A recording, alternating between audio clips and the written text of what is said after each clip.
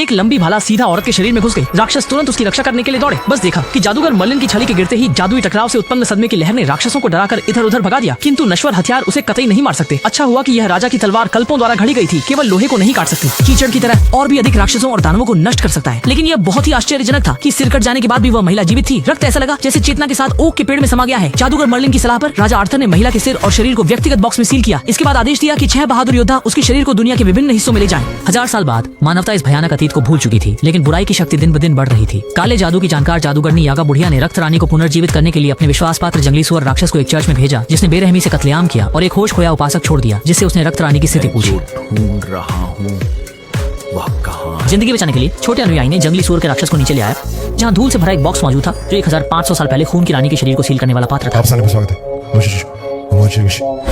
अपनी उच्च कार्य कुशलता के कारण जंगली सुअर के राक्षस ने जल्दी ही रक्त रानी के शरीर के बाकी हिस्सों को एकत्र कर लिया था। लेकिन अभी भी एक बाईं हाथ की समस्या थी, क्योंकि यह इंग्लैंड के ऑक्सरिस सोसाइटी में बंद था। ये सोसाइटी मध्य युग से आज तक बनी हुई है। विशेष रूप से अलौकिक घटनाओं के मामलों का निपटारा करती है, जैसे कि दीवार पर लगे ये विशालकाय खोपड़ी उनकी प्राप्तियों में से है।